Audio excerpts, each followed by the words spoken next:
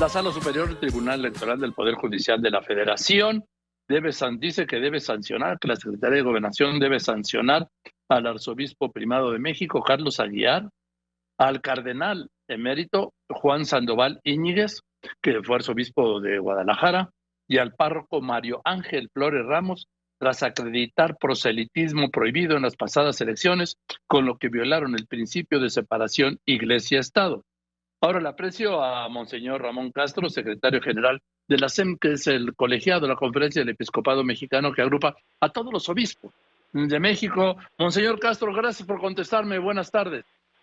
Muy buenas tardes, don Joaquín. Es un gusto saludarle a usted y a ese innumerable auditorio que lo sigue, de verdad.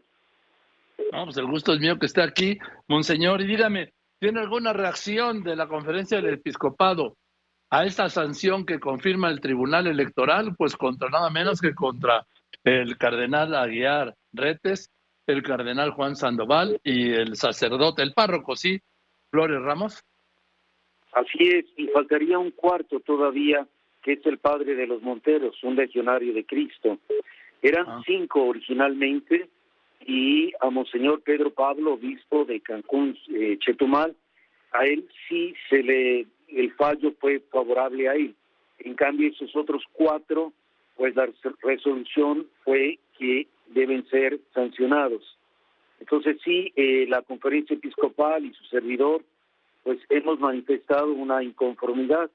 Ante todo, hemos dicho y escrito que respetamos las decisiones de los tribunales del país, pero ciertamente no compartimos los razonamientos expresados por el Tribunal Electoral del Poder Judicial de la Federación. Nosotros los consideramos violatorios a un derecho humano, a un importante derecho humano en cualquier estado democrático, que es precisamente la libertad de expresión.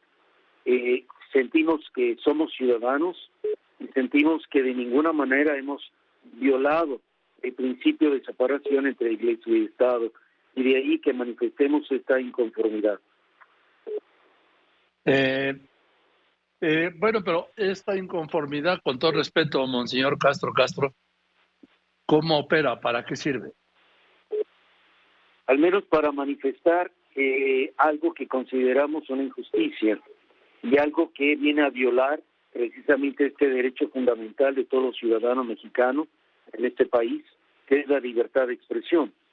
Algunas personas nos han comentado si no sería la libertad de religión, de expresión religiosa. Sin embargo, antes de esa expresión religiosa está precisamente el derecho de la libertad de expresión. Si no hay una libertad de expresión, no va a haber tampoco una libertad de expresión religiosa.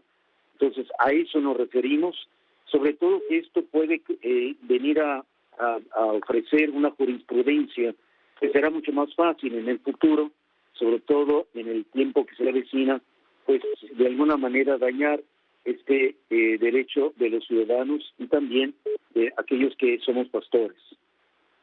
Ahora, esto es quizás el conflicto político pues más conocido, de más peso, no quiero decir más grave, sí, pero más importante que ha habido en mucho tiempo, político-religioso, con la Iglesia Católica. Sí, muy probablemente, porque no tengo, al menos en tiempos recientes, una manifestación de inconformidad de este tipo. Hicimos todo lo que fue posible para tratar de dialogar, de tender puentes, y bueno, el resultado es este. Ahora, bueno, ya sabemos, el cardenal Carlos Aguiar siempre ha sido un hombre muy prudente, lo conozco hace muchos años, también conozco hace muchísimos años al cardenal Juan Sandoval Íñiguez, que pues la prudencia no es lo suyo, ¿sí? Lo hemos conocido en múltiples conflictos, en declaraciones conflictivas, pero a ver, ¿cómo, Monseñor Castro, secretario general de la Conferencia del Episcopado Mexicano, cómo conciliar este mandato constitucional de separación Iglesia-Estado en asuntos políticos y lo que reivindica usted, y yo también, como derecho a la libertad de expresión?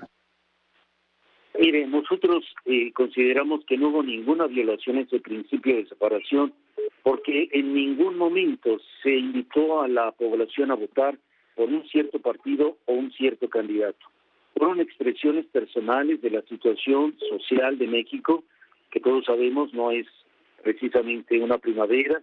Entonces, en esas expresiones personales, y también permítame decir, don Joaquín, que la cuestión del cardenal Aguiar ni siquiera fue en un tiempo de promoción electoral, fue antes, fue mucho antes, y de verdad, si alguien mira el video por el cual es acusado, resulta sorpresivo que ahí también se le haya dado esta resolución. No dice absolutamente nada que sea comprometedor para este principio de separación. Entonces a eso es lo que nos referimos también, don Joaquín. Sí, porque en el caso del obispo de Quintana Roo, de Chetumal, sí, el legionario Ángel Espinosa de los Monteros, él llamó textualmente a pedir la luz de Dios para votar con responsabilidad, porque nunca habíamos estado tan mal. Ni un solo voto para los irresponsables, para los de la cultura de la muerte y de la división. Y el tribunal se lo pasó. Así es. Y en ese sentido van todas las demás. Jamás se mencionó un partido específico. Y en cuanto a la personalidad del cardenal Sandoval, son dos personalidades diferentes, son dos cariños diferentes. Entonces, en su manera de ser, él también ha reaccionado, ¿no? Y ahí, como bien sabemos, se realizó de nuevo una votación. En fin, pues Monseñor Castro y Castro, me da mucho gusto saludarlo, como siempre. ¿Cómo está usted? ¿Bien? ¿Cómo va con el COVID? ¿Cómo van los obispos?